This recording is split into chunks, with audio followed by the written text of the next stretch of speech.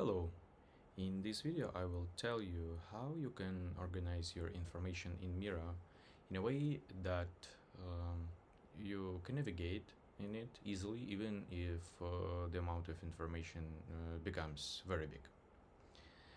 If you are not familiar with Miro, I strongly recommend you to try it.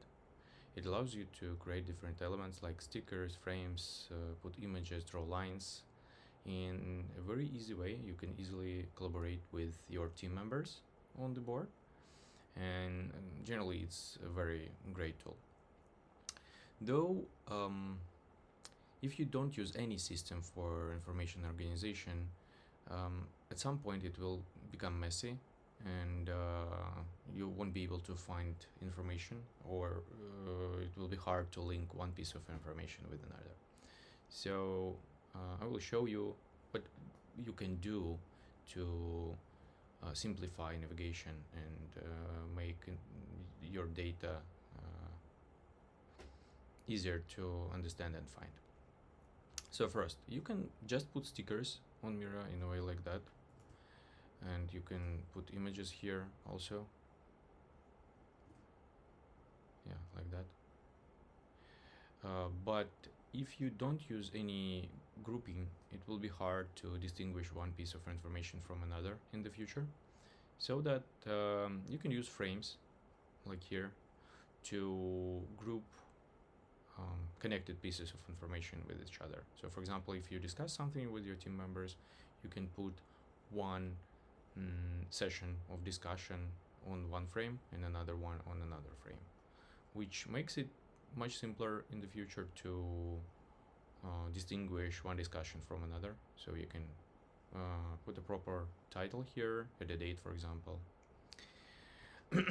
So frames are powerful for organizing separate blocks of information, though at some point a number of frames becomes big, and if you add them in a chaotic order, you will lose at some moment, and then when you will look at this frame, it will be hard to understand what goes next, and like how these nearby pieces of information are connected with each other. And in order to structure frames, you can use verticals. Verticals are very easy. So imagine you have this block of information, and in order to organize them as verticals, you can do like that. So for example, one may relate to one big topic like gathering initial input, for example. So I put it as a vertical title.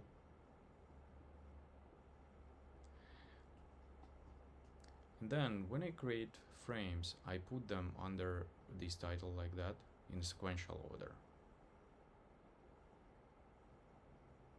So I don't put frames here in the vertical, I just put them one below another, so that I understand, okay, I don't have frame here, so that I understand what piece of information goes after what, so I can organize them in more or less logical order. And then I try to keep frames approximately the same width, so that they don't differ from each other significantly, because if one frame will be like that, it will be hard to read it. So if frame becomes too big, just split it into several frames. And now I have this vertical, I can easily move it, drag it around, and then I can create one more vertical to the right, so later verticals go to the right. So it may be like playing this solution, for example. And yeah, now we can just take next piece of information and organize it here in the same way.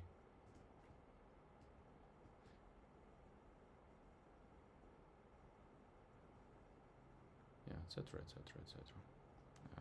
I hope you got the point.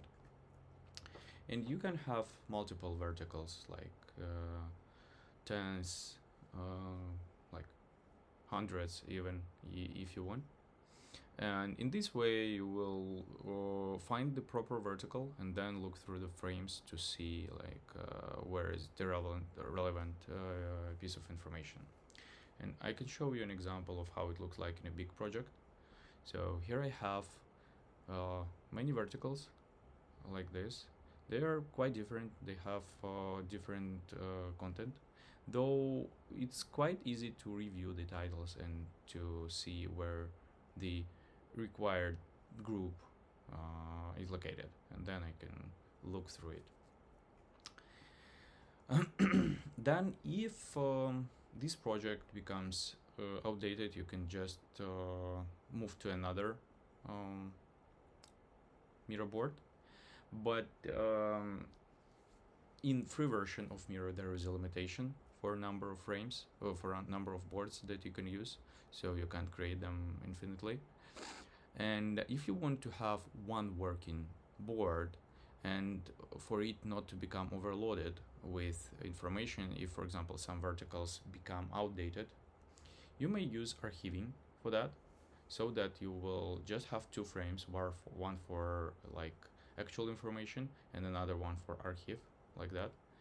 And if you organize information in verticals, archiving becomes quite easy. So you just select the vertical, copy it, paste it to the archive board, and then delete it in the working board.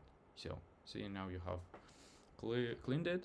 And if you have lots of contents in the vertical, you have images, at some moment the board will start to work slow. And when you archive this part of information, you will see speed up in how the board works. So archiving is also a great thing.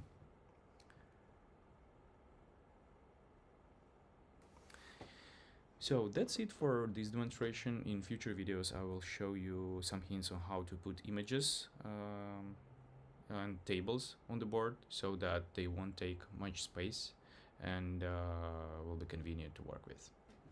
Thank you.